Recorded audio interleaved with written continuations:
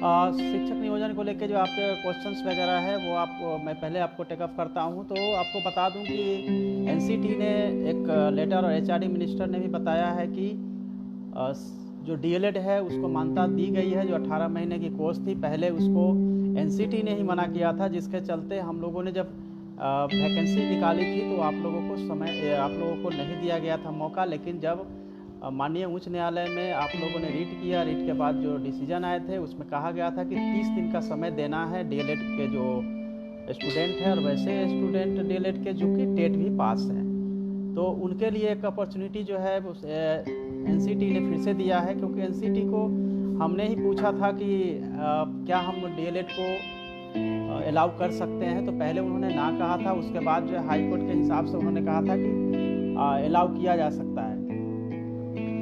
तो friends, DElEd को allow कर दिया गया है। अब इसमें किसी भी तरह की कोई भी आपको शंका नहीं होनी चाहिए, बिकॉज अब आपके लिए खुशखबरी है कि आपको समय दिया जाएगा और आप उसमें अपना एप्लीकेशन जो है वो दे पाएंगे, पहली बात। दूसरी बात है कि जहाँ तक डीएलएड दिसंबर की बात है, तो डीएलएड दिसंबर को लेके दो तरह की बातें हैं। पहली तो यह है कि जो वैकेंसी हम लोगों ने अनाउंस किया था वो अगस्त की वैकेंसीज थी। अगर अगस्त की वैकेंसीज को हम कंटिन्यू करते हैं तो दिसंबर वाले को मौका नहीं दिया जा सकता है। और जिन लोगों ने एप्लीकेशन दे दिया है उनको फिर से नहीं एप्लीकेशन देना होगा। इतने जगहों पे जो आप लोग मैराथन दौड़ करके अपने एप्लीकेशन को अपने सबमिट किया था वो फिर से हम आप लोगों से नहीं करवाएंगे। इसमें केवल जो डीएलएड के और जो टेट पास हैं, जिनकी संख्या लगभग मेरे ख्याल से 6 से 7 हज़ार है, उससे ज़्यादा नहीं होनी चाहिए, इन लोगों को मौका दिया जाएगा और कम समय में में जाके सबमिट करेंगे। और उसके बाद आपको पता है कि जो पहले से जिन लोगों ने एप्लीकेशन दे रखा है उनकी मेरिट भी कई जगहों पे तैयार हो चुकी थी। थोड़ी बहुत जो है चेंजिंग आएगी मेरिट में, क्योंकि डीएलएड के जो स्टूडेंट है वो फिर से अप्लाई करेंगे। रही बात की लगता है कि हमें अपॉर्चुनिटी नहीं दी जाएगी, 4 साल में एक बार होता है, तो ऐसी बात नहीं है। क्योंकि डीएलएड दिसंबर वाले को और जो स्टेट एग्ज़ाम कैंसिल हुआ है वो आपको पता है कि टेट पास करना ज़रूरी होता है, तो उन दोनों को मिला के फिर से जो है हम लोग वैकेंसीज अनाउंस करेंगे।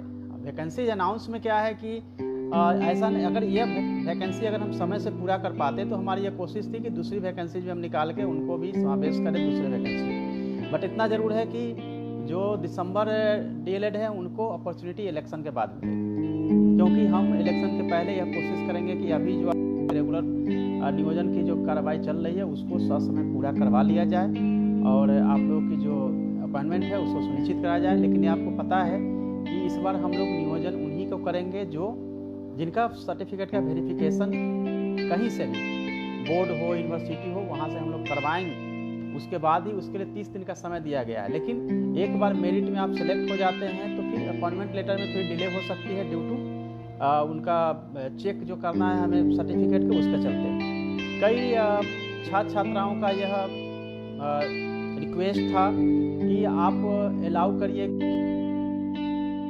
कि छात्र जो टॉप में छात्र हैं वो सभी जगह जाके उन्होंने अप्लाई कर रखा है और सभी जगह उनके ही मेरिट में नाम आने की संभावना है। तो उसको भी ध्यान में रखते हुए हम लोग इस पर निर्णय लेने जा रहे हैं। और एक बात और आपको जानना जरूरी है कि लॉकडाउन के चलते ही या फिर अभी सोशल डिस्टेंसिंग के चलते ही आगे की प्रक्रिया नहीं की जा रही है। हाई स्कूल को भी लेकर यह है कि हाई स्कूल में जिन लोगों ने अप्लाई कर रखा है उनके मेरिट लगभग सभी जगह तैयार हो चुके हैं। और जब तैयार हो गए हैं मेरिट तो उनको जैसे ही समान स्थिति होगी, जब लगेगा कि लोग मूव कर सकते हैं, सोशल डिस्टेंसिंग का पालन करते हुए नियोजन की प्रक्रिया को पूरी कराई जा सकती है, तो हम लोग उसको भी करवाएंगे। तो एक फ़ायदा आपको यह होगा कि हाई स्कूल में कहीं कोई समस्या नहीं है।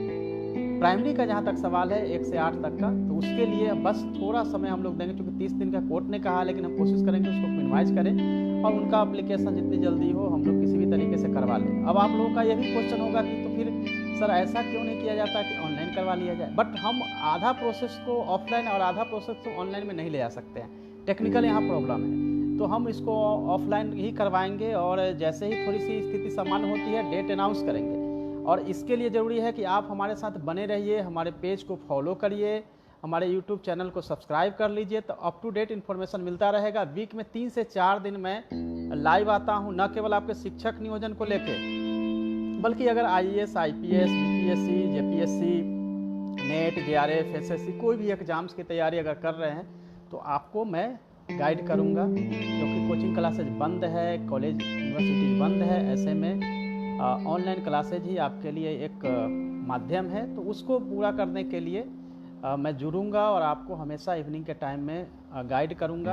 तो फ्रेंड्स, टीचर नियोजन को लेकर जो भी आपकी दुविधा थी मेरे ख्याल से समाप्त हो गई है, और आपको जो भी क्वेश्चंस वगैरह करना है वो आप कर सकते हैं।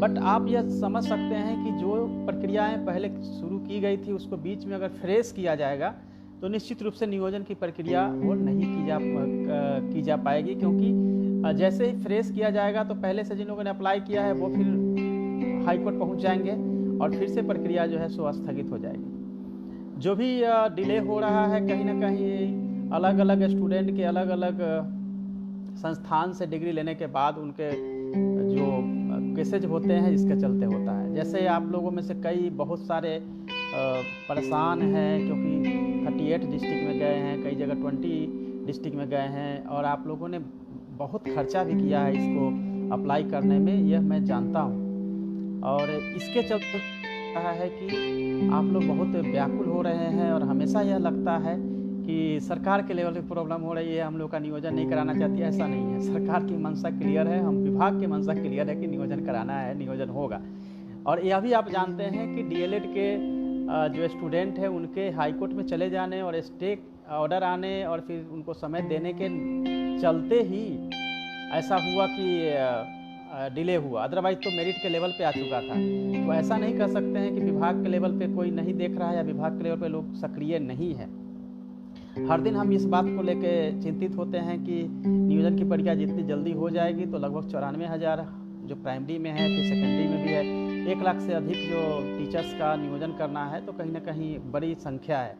और सभी के होने की संभावना इसलिए है क्योंकि जो भी DLED हैं, जो नेट है और जो BEd हैं और टेट स्टेट पास किए हुए हैं, उनकी संख्या भी लगभग उतनी ही है। तो कहीं ना कहीं आपका होने के चांसेस जो है ज़्यादा है। बहुत सारे ऐसे हैं जो कि केंद्रीय विद्यालय, नवोदय विद्यालय में चले गए हैं, और बहुत सारे ऐसे हमारे बिहारी युवा हैं जो केंद्रीय विद्यालय और नवोदय विद्यालय छोड़ के आ गए हैं कि हमें बिहार में नौकरी करनी है, बिहार में नियोजन के लिए, और बिल्कुल उन्होंने रिजाइन करके आए हैं। वैसे बहुत सारे आप लोगों से मुझसे मिले भी हैं। तो ये कहीं ना कहीं मैं भी समझता हूँ कि आप एक तरफ जो है जॉब क्विट करके यहाँ पे आ रहे हैं, और फिर अगर यहाँ पे अगर अपॉर्चुनिटी नहीं मिलती है तो फ्रस्ट्रेशन स्वाभाविक है, और स्वाभाविक फ्रस्ट्रेशन में आप लोगों को पॉजिटिव सोचना पड़ेगा, क्योंकि मेरी कोशिश है कि आप लोगों को कम से कम मेरिट लिस्ट में लिया जाए। अपॉइंटमेंट लेटर सर्टिफिकेट चेक के बाद हो, लेकिन कम से कम परिवार को, घर वाले को यह आशा हो जाए कि एक बार मेरा सिलेक्शन हो गया है, बस अपॉइंटमेंट लेटर मिलना बाकी है। अपॉइंटमेंट लेटर में भी हमारी इस बार कोशिश है कि अपॉइंटमेंट लेटर हम लोग ब्लॉक और डिस्ट्रिक्ट लेवल पे आपको दिलवाएं, ताकि अपॉइंटमेंट लेटर लेने के नाम पे जो करप्शन होती है या फिर जो आपको दिक्कतें होती है वो ना हो, और आपको जो घुमाने की प्रक्रिया होती है कि लोग परेशान करते हैं, आप अप्लाई करने जाते हैं तो परेशान किया जाता है, नहीं मिलते हैं लोग। इस बार हमने बिल्कुल वीडियो से कहा था कि हर जो भी आपको रिसीविंग की जो डायरी बनाई गई थी, रिसीविंग की जो रजिस्टर बनाई गई थी, उसको हमने कहा था कि हर पेज को आपको ऑथराइज कराना है। नहीं तो ऐसा होगा कि मुझे शिकायत मिलती है कि आपका नियोजन का रजिस्टर कहीं होता है, उसके बाद फेंक दिया जाता है, नया दूसरा कॉपी तैयार होता है। तो इस कहीं ना कहीं नियोजन इकाई के लेवल पे गड़बड़ियाँ मैंने सुना था, और यह भी संभव है कि आपके मेरिट होने के बावजूद भी नीचे से ऊपर कर दिया जाता है, ऊपर से नीचे कर दिया जाता है। सर्टिफिकेट में बहुत फर्जरी होती है, तो सर्टिफिकेट के लेवल होती है, एक बार के केसेज होते हैं, फिर उनके वेतन रोकी जाती है, बहुत जेल जाने की नौबत आती है, बहुत सारी चीज़ें होती है। इस बार जो है सर्टिफिकेट चेक करने के बाद ही उनको अपॉइंट किया जाएगा। इसका मतलब है कि किसी भी फेक सर्टिफिकेट वाले को या वैसे टीचर जो गलत सर्टिफिकेट गलत जगहों से, गलत संस्थान से लेके रखे हैं, या घर बैठे पैसा पे उन्होंने सर्टिफिकेट परचेज कर लिया है, वैसे लोगों का इस बार नहीं हो पाएगा। पहली बात, अप्लाई भी करेंगे तो मैं FIR करके जेल भेजूँगा। वैसे जो कैंडिडेट फर्जी हैं वो पहले ही सतर्क खोले और काउंसलिंग में ना जाएं। अदरवाइज आपने देखा होगा सीतामढ़ी में मैंने 3 दिन को अरेस्ट किया था कि फर्जी सर्टिफिकेट की जब गेस्ट टीचर की मैं वहाँ बहाली कर रहा था। तो वहाँ भी मैंने जो काम किए हैं उसमें एक भी टीचर का गड़बड़ी नहीं और नो करप्शन। सो मैं स्टेट में हूँ तो मेरी एक कोशिश है कि जहाँ भी संभव हो उसको सही ढंग से करेंगे। और जैसे ही आपका नियोजन की प्रक्रिया शुरू होगी, एक कंट्रोल रूम बनाऊंगा, उसमें आपको नंबर डेडिकेट होगा। अब तो बहुत सारे लोगों ने कहा कि कोरोना की बात छोड़ के रोजगार की बात करें, तो रोजगार की बातें मैंने जो जितने बताने थे मैंने बता दिया है। जल्दी बहाली हो इसकी कोशिश की जा रही है। कैंप मोड में कहा है तो उसके लिए हम लोग कोशिश करेंगे। और जो भी नियोजन की दूसरी जो प्रक्रिया आने वाली है उसको भी हम लोग स्टार्ट करेंगे, ताकि दिसंबर डीएलएड वाले जो हैं उनको भी अपॉर्चुनिटी मिले। और नेक्स्ट हम लोग इलेक्शन से पहले उसके प्रोसेस वगैरह को देख लेंगे, ताकि इलेक्शन के तुरंत बाद वो भी प्रोसेस को पूरा किया जा सके। और हमारी कोशिश होगी कि जितनी जल्दी हो आप लोगों को। आखिरी बात कैंप पर क्लियर कर दीजिएगा कैंप पे जो है देखिए, सरकार में पूरी की पूरी जो है हायरार्की बनी हुई है। उस हायरार्की में मैं डायरेक्टर प्राइमरी हूँ। ऐसे में कोई भी डिसीजन जो है ऊपर लेवल तक जाके ही होता है। हाँ, हमारी कोशिश ज़रूर होती है कि वो सकारात्मक दिशा में जाए और सकारात्मक दिशा में निर्णय हो।